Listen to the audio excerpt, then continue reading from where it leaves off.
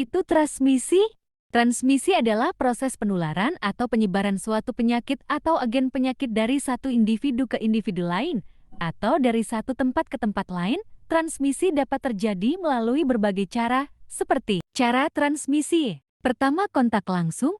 Transmisi melalui kontak langsung antara individu yang terinfeksi dengan individu yang sehat. Kedua, kontak tidak langsung. Transmisi melalui kontak tidak langsung, seperti udara, air, atau makanan. Ketiga, vektor. Transmisi melalui vektor, seperti nyamuk, kutu, atau tikus. Keempat, kontak seksual. Transmisi melalui kontak seksual. Kelima, transfusi darah.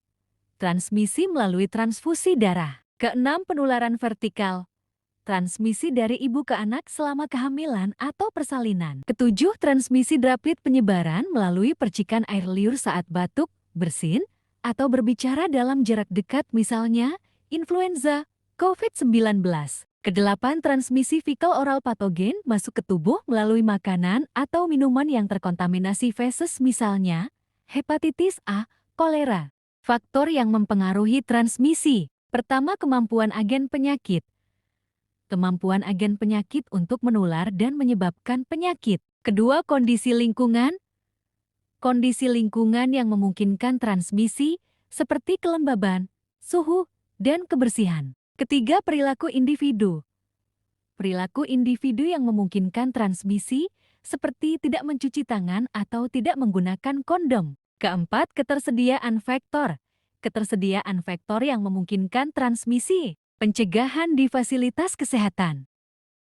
Standar precautions.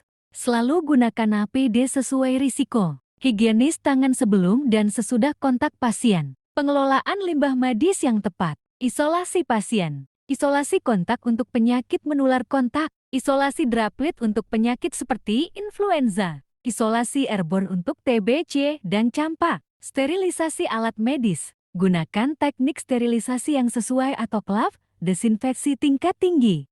Sterilisasi alat medis. Gunakan teknik sterilisasi yang sesuai atau CLAV, desinfeksi tingkat tinggi. Peran masyarakat dalam pencegahan transmisi. Edukasi kesehatan untuk meningkatkan kesadaran tentang penyakit menular. Vaksinasi untuk meningkatkan kekebalan terhadap penyakit tertentu. Penerapan perilaku hidup bersih dan sehat PHBS. Kesimpulan, pencegahan transmisi penyakit memerlukan pendekatan yang komprehensif, mulai dari perilaku individu hingga kebijakan di fasilitas kesehatan dan masyarakat. Dengan menerapkan langkah-langkah ini, risiko penyebaran penyakit dapat dikurangi secara signifikan. Transmisi penyakit itu sendiri juga bisa disebabkan oleh infeksi. Masing-masing penyakit infeksi memiliki gejalanya tersendiri dan pengobatan yang berbeda-beda tergantung penyebabnya. Penyebab penyakit infeksi, penyebaran, dan tips pencegahannya ala dokter. Setiap penyakit infeksi juga memiliki masa inkubasinya masing-masing. Masa inkubasi adalah jeda waktu dari saat mikroorganisme masuk ke dalam tubuh seseorang hingga orang tersebut menunjukkan gejala penyakit infeksi. Ada yang memiliki masa inkubasi selama beberapa hari, bulan, hingga tahun. Beberapa penyakit infeksi berdasarkan penyebabnya. Berikut ini adalah beberapa macam penyakit menular akibat infeksi yang banyak ditemukan di Indonesia berdasarkan penyebabnya. Infeksi virus. Virus merupakan penyebab infeksi yang paling sering terjadi. Beberapa penyakit akibat infeksi virus yang masih banyak ditemukan di Indonesia adalah ISPA, influenza, cacar, COVID-19, campak, hepatitis, demam berdarah, HIV atau AIDS, dan gastroenteritis. Sedangkan, penyakit infeksi virus yang terbilang lebih jarang ditemukan termasuk flu burung, flu Singapura, chikungunya, dan SARS. Infeksi bakteri. Infeksi bakteri juga termasuk penyakit infeksi yang masih banyak ditemukan di Indonesia.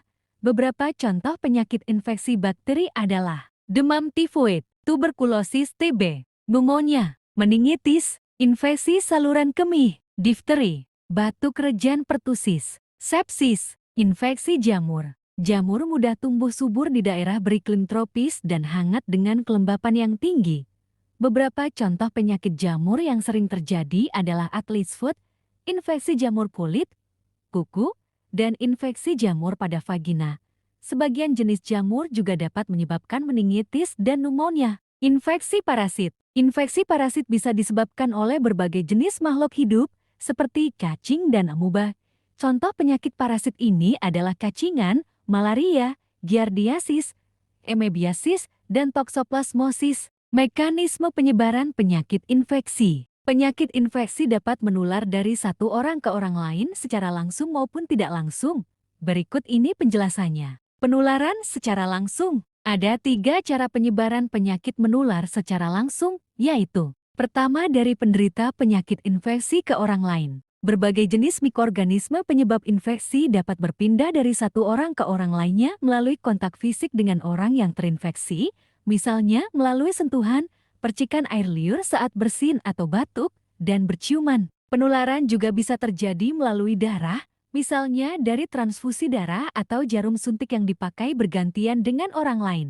Selain itu, penularan melalui cairan tubuh juga bisa terjadi, misalnya melalui hubungan seksual dengan penderita penyakit infeksi.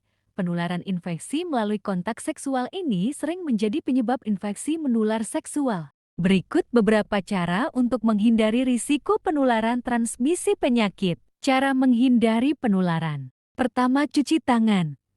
Cuci tangan dengan sabun dan air mengalir, terutama setelah menggunakan kamar mandi, sebelum makan, dan setelah menyentuh hewan atau orang lain. Kedua, gunakan masker. Gunakan masker saat berada di tempat umum, terutama saat ada wabah penyakit. Tiga, jaga jarak. Jaga jarak dengan orang lain, terutama jika mereka sedang sakit. Keempat, hindari sentuhan. Hindari sentuhan dengan orang lain, terutama jika mereka sedang sakit. Kelima, gunakan sarung tangan. Gunakan sarung tangan saat menyentuh pasien atau benda yang terkontaminasi. Keenam, disinfeksi. Desinfeksi permukaan dan benda yang sering disentuh. Ketujuh, vaksinasi. Lakukan vaksinasi untuk melindungi diri dari penyakit tertentu. Kedelapan, periksa kesehatan. Periksa kesehatan secara teratur untuk mendeteksi penyakit. Kesembilan, hindari kontak dengan orang yang sakit. Jika ada orang di sekitar yang menunjukkan gejala penyakit, seperti batuk atau demam, coba hindari kontak langsung. Kesepuluh, jaga kebersihan makanan. Hindari makan makanan yang tidak dimasak dengan benar atau yang telah terkontaminasi. Kesebelas, perhatikan gejala dan cari pengobatan. Jika merasa tidak sehat atau mengalami gejala yang mencurigakan, segera konsultasikan ke dokter untuk pemeriksaan dan penanganan lebih lanjut. Ke-12, hindari berbagi barang pribadi. Jangan berbagi alat makan, handuk, atau barang pribadi lainnya untuk mencegah penyebaran penyakit.